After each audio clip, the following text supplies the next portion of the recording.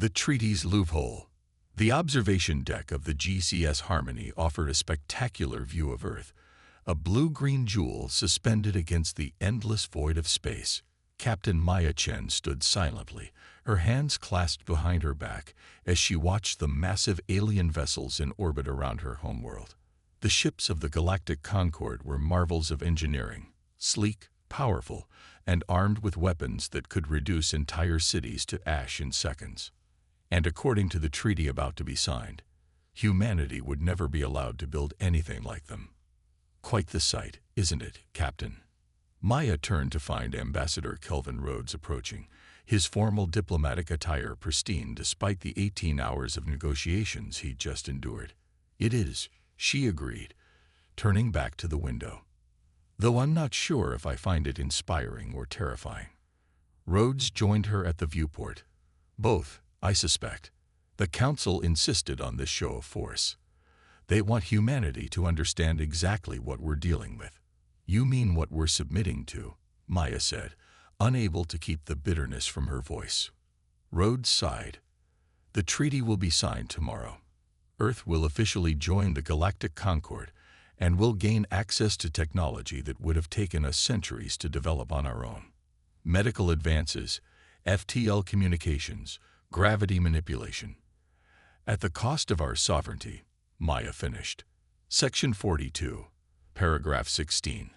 Earth and all human colonies are expressly forbidden from designing, building, or maintaining vessels with primary military capability. We're giving up our right to defend ourselves. The Concord will protect us, Rhodes said, though his tone lacked conviction.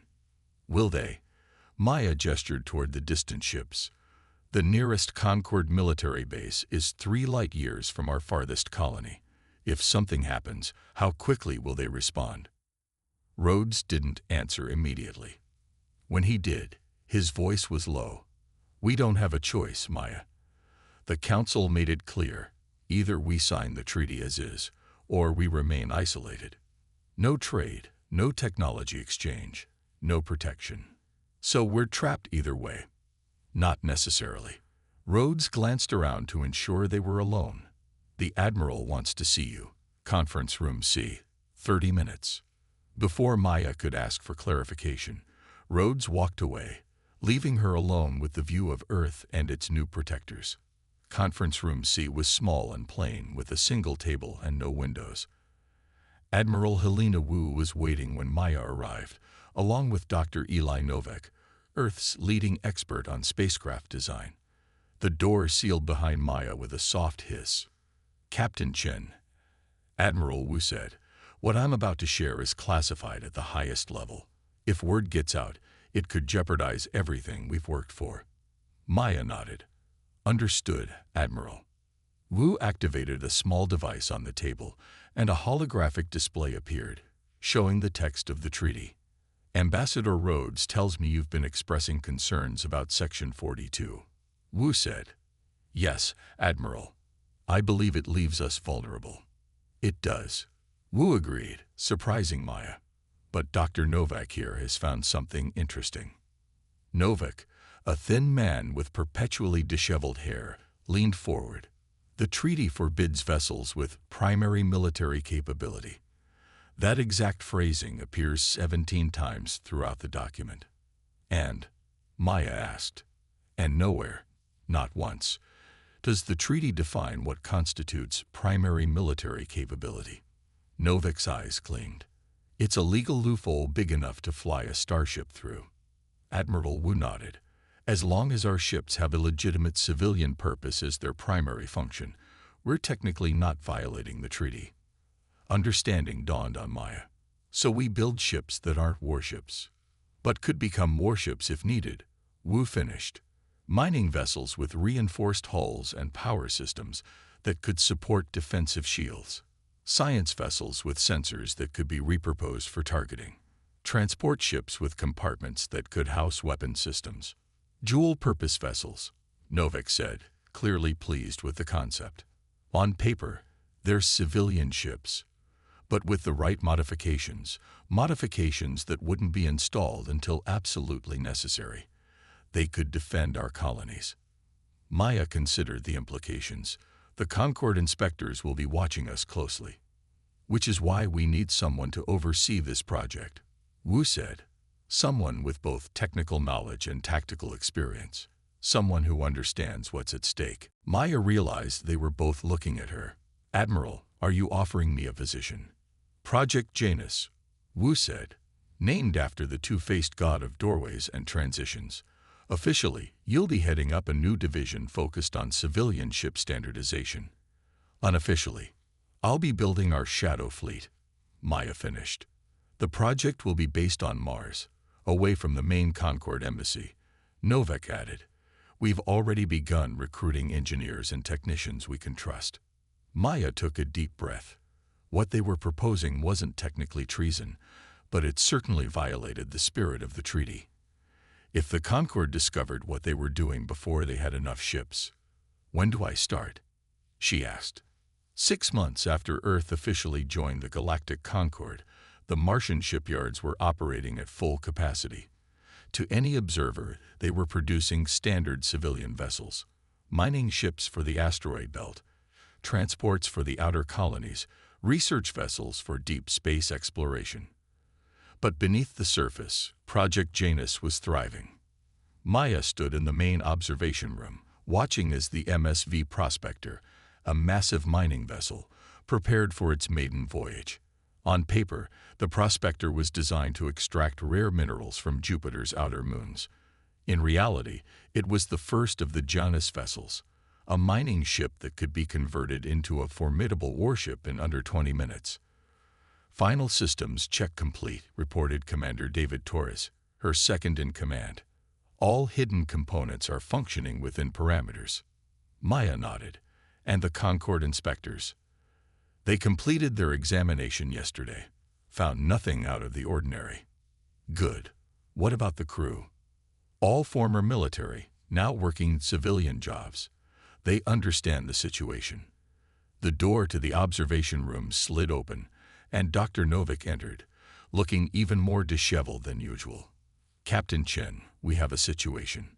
Maya tensed. The Concord? No, worse. The Krell. The Krell were a predatory species from the outer rim of the galaxy, not members of the Concord, but powerful enough that the Concord had established a series of treaties with them, rather than risk all-out war. Those treaties included non-interference clauses that prevented the Concord from responding to Krell aggression in disputed territories, territories that now included humanity's furthest colony. What happened? Maya asked, already dreading the answer. They've established a presence near Novaterra, Novak said, referring to humanity's most distant colony, a small outpost with about 5,000 settlers.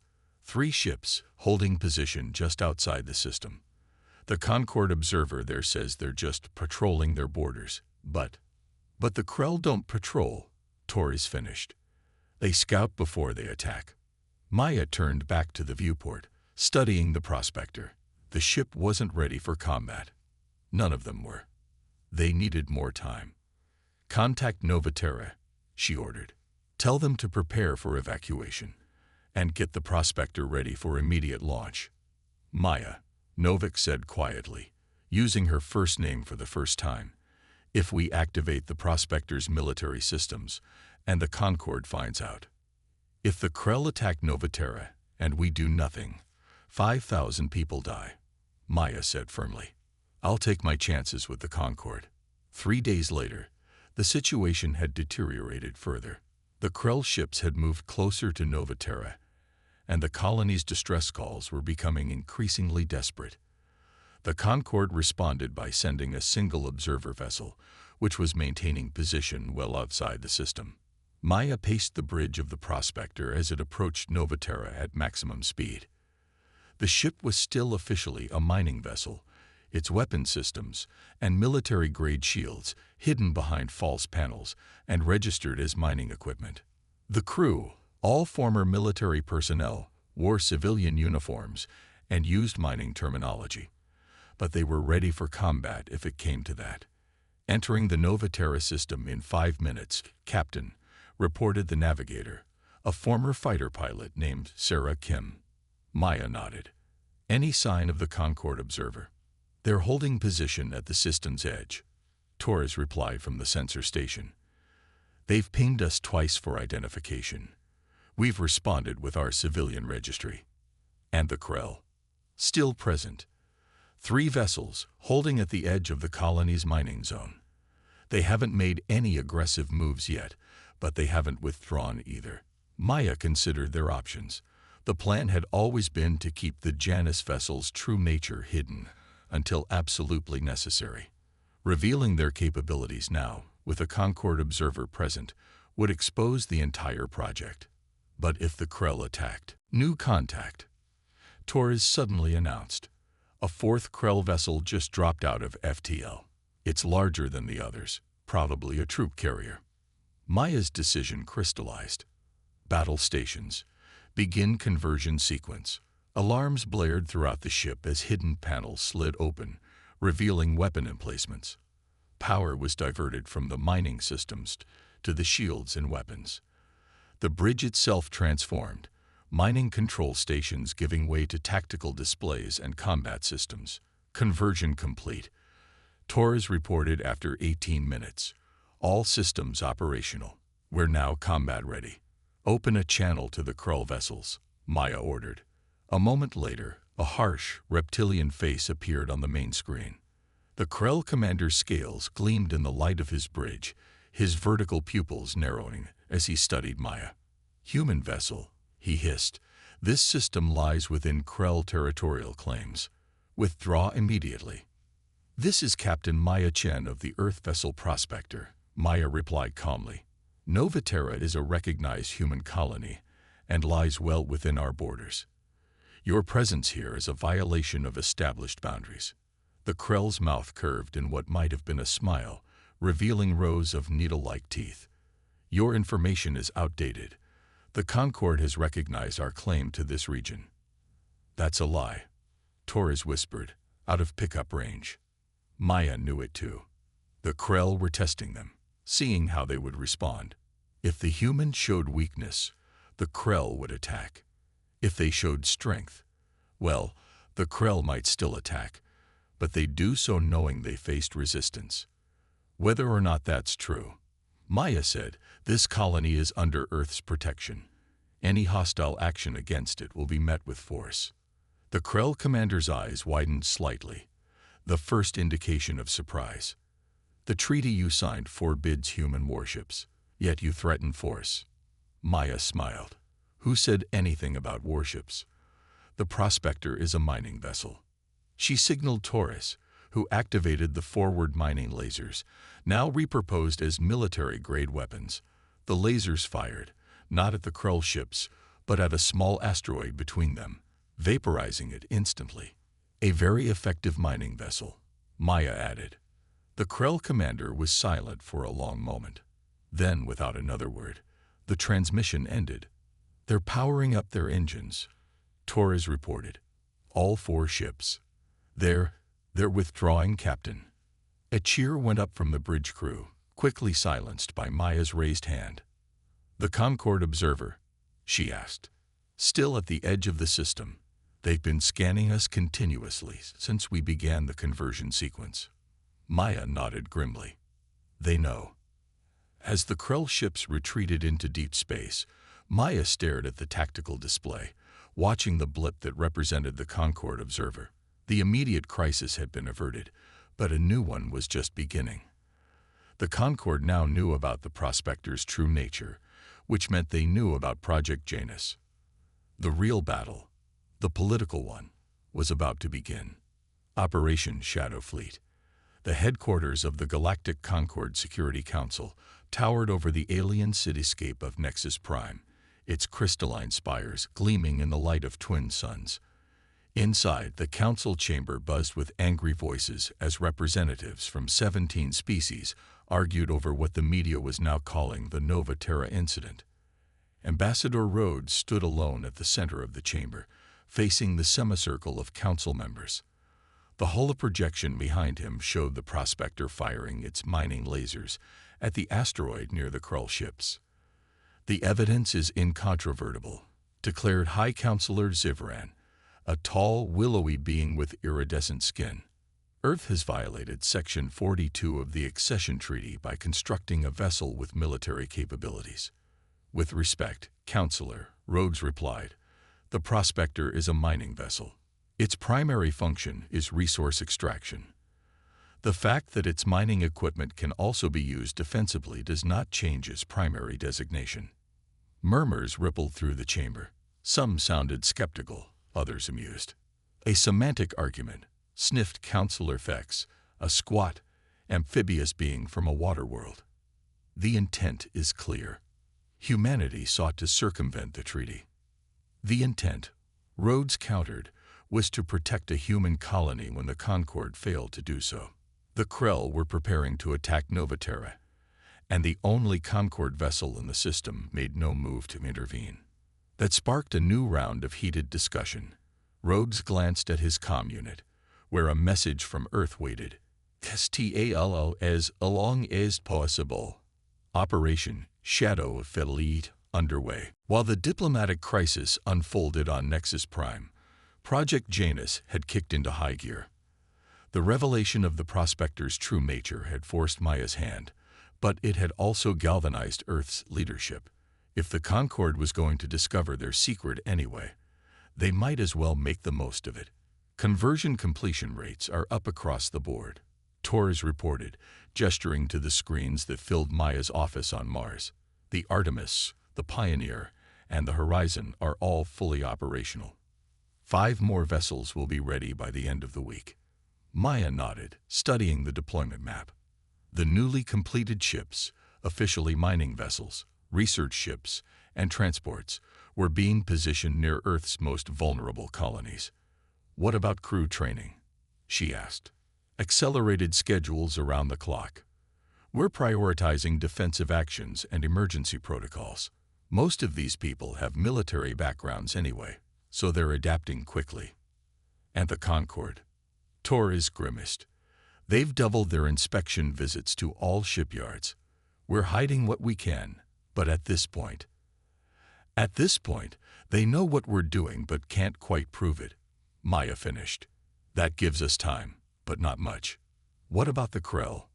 No further incursions since Novaterra, but our long-range sensors have detected increased activity near 3 other border colonies. Maya wasn't surprised. The Krell operated like predators, testing defenses and looking for weaknesses. The Prospector had driven them back from Novaterra, but they would try again elsewhere, seeking easier prey. Redirect the Artemis to Proxima Colony and the Pioneer to New Eden, she ordered. Both ships should maintain civilian protocols unless directly threatened. As Torres left to relay the orders, Maya turned to the viewport, staring out at the red surface of Mars. They were walking a dangerous line. The Concorde could revoke Earth's membership, imposing sanctions that would cripple their economy and technological development. But if they did nothing, the Krell would pick off their colonies one by one. The choice wasn't really a choice at all.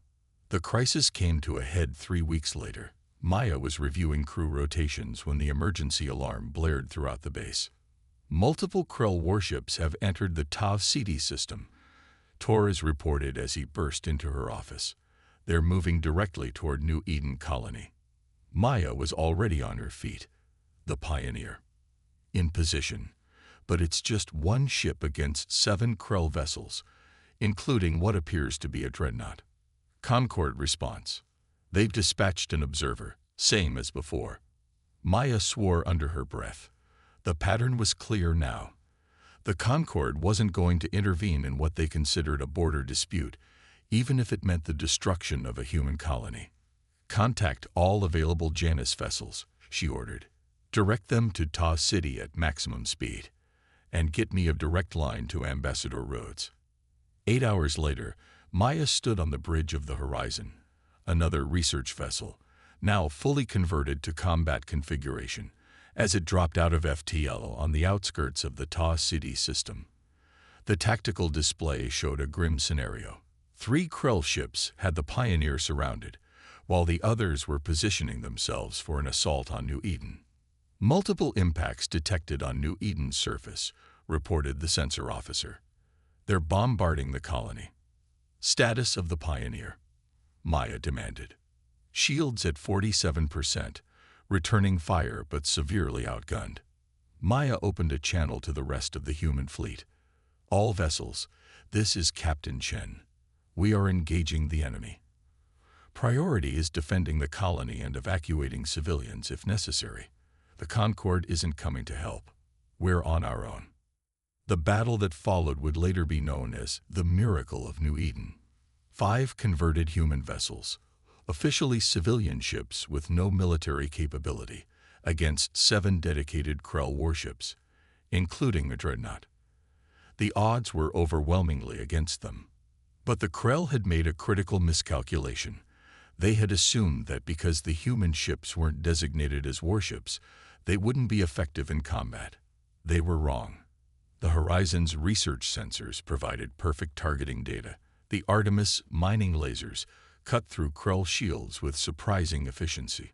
The Pathfinder's atmospheric sampling system released clouds of particles that confused Krell targeting systems. And the Hermes, a small fast transport ship, darted between larger Krell vessels, its emergency thrusters allowing it to outmaneuver the alien weapons. It wasn't an easy victory. The Pioneer suffered severe damage, with nearly a third of its crew lost. The Artemis lost all shields and was running on emergency power by the battle's end. Maya's own ship, the Horizon, had a hull breach on Deck 4 and dozens of casualties. But when the last Krell ship retreated, trailing debris and venting atmosphere, New Eden still stood. The colony had suffered damage, but the majority of its 15,000 inhabitants had survived.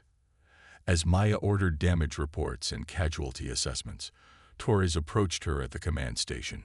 "Captain, we're being hailed," he said quietly. "It's the Concorde observer." Maya took a deep breath, composing herself. Then she nodded. "Put them through." The face that appeared on the screen belonged to a Thalician, one of the founding species of the Concorde. His translucent skin and large, compound eyes gave him an insectoid appearance, though his species was actually closer to crustaceans in their biology. "Captain Chen," he said, his translator converting his clicks and whistles into English. "I am observer Telthes. I have witnessed the engagement between your vessels and the Krell force." "Have you indeed?" Maya replied, not bothering to hide her bitterness.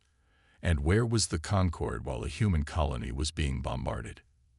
The observer's antennae twitched, a sign of discomfort. "The situation is complex. The Ta City system lies within a disputed region."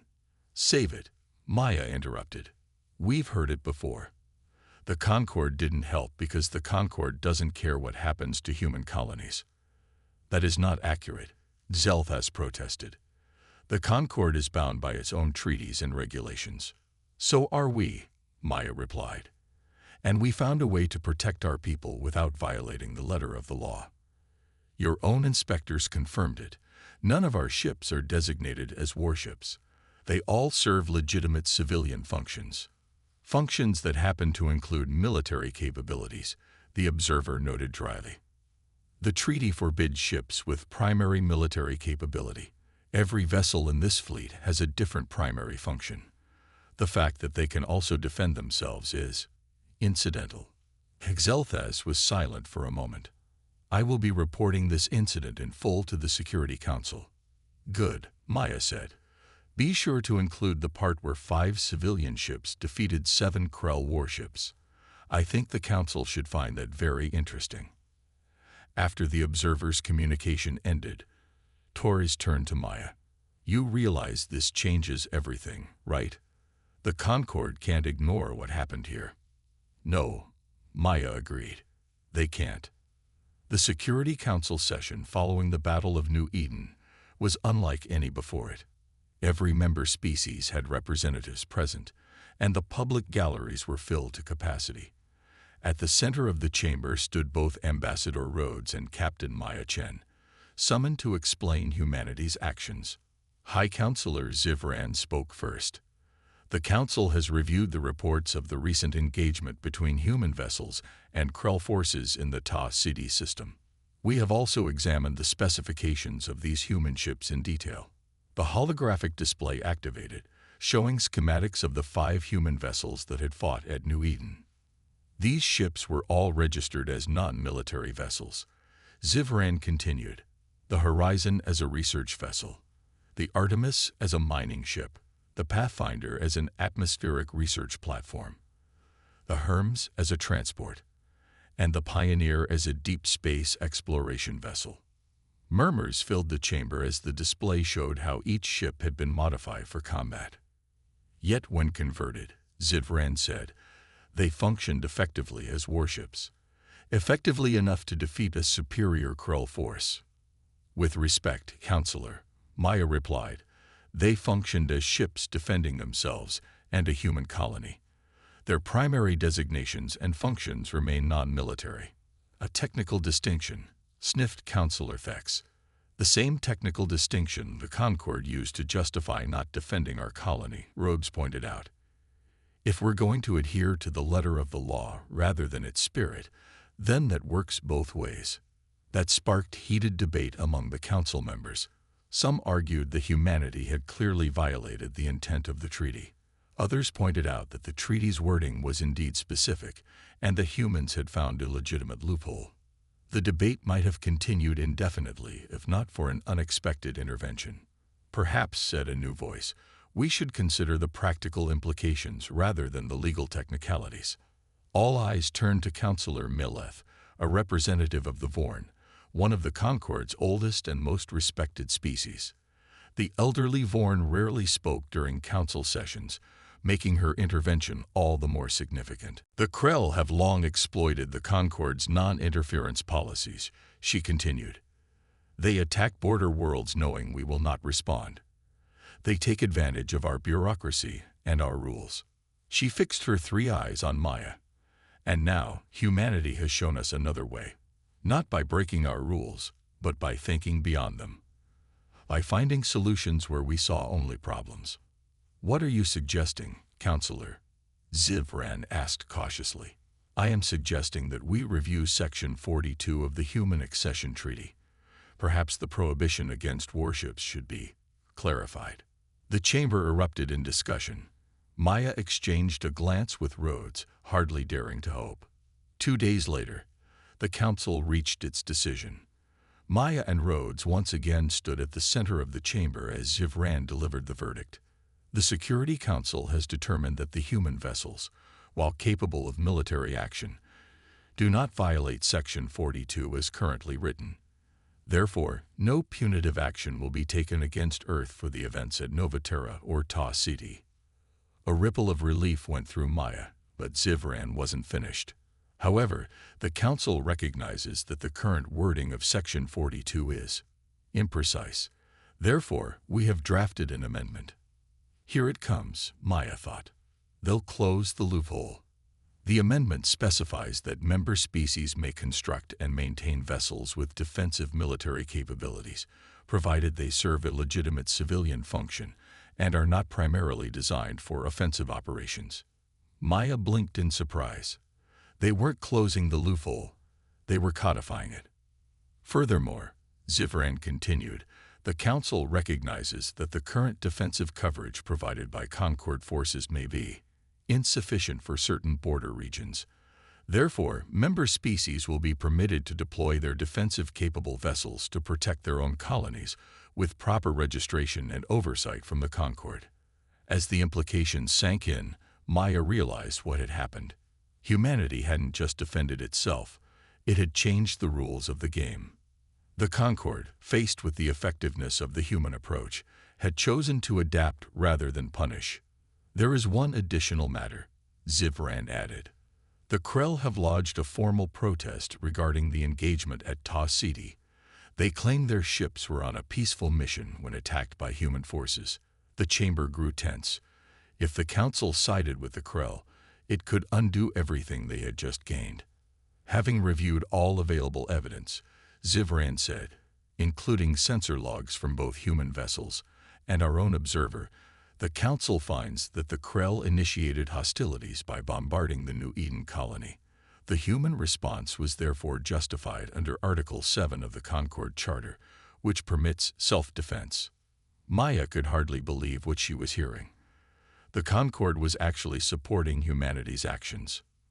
Furthermore, Zivran concluded, the Council has determined that the Krell's repeated incursions into recognized human territory constitute a violation of their treaty with the Concord. Diplomatic representatives are being dispatched to the Krell hegemony to address this situation. As the session ended and Maya followed Rhodes out of the chamber, she found herself surrounded by representatives from other species, many congratulating her on the successful defense of New Eden. "You've done something remarkable, Captain," Rhodes said quietly as they made their way through the crowd. "You found a way to protect Earth while also strengthening the Concord." Maya shook her head. "That wasn't my intention. I just wanted to save our colonies." "Sometimes the greatest changes come from the simplest intentions," Rhodes replied. "The fact remains that you've altered the balance of power, not just for humanity, but for every member species that felt vulnerable under the old system." As they reached the Concord terminal where a ship would take them back to Earth, Maya paused, looking back at the gleaming spires of the Council headquarters. "So what happens now?" she asked. Rhodes smiled. Now we build more ships. But this time, we do it openly." 6 months later, Maya stood on the observation deck of the newest addition to Earth's fleet, the EDS Defender, a ship designed under the new guidelines. It was officially designated as a colony support vessel, with medical facilities, resource processing equipment, and emergency response systems. But it also featured state-of-the-art shields, point defense systems, and weapons designed to repel attackers. It wasn't a warship, not technically, but it could defend human colonies if needed, and it could do so within the rules of the Concord. "Captain Chen," Torres called from behind her. "The commissioning ceremony is about to begin." Maya nodded, taking one last look at the Defender. Earth now had 20 similar vessels, with more under construction. Other Concord species were following suit, designing their own dual-purpose ships to protect their borders. The Krell, faced with the prospect of encountering these new defensive vessels, had withdrawn from disputed territories and were now negotiating with the Concord from a position of weakness rather than strength. All because humans had found a loophole and exploited it for all it was worth. "Humanity," Captain Chen, Admiral Wu had said during their last meeting, "has always excelled at finding paths where others see only walls." As Maya turned to join the commissioning ceremony, she couldn't help but smile. The Admiral was right. They had been banned from building warships, so they built something else instead, and changed everything in the process. It was, Maya thought, a very human solution to a very alien problem.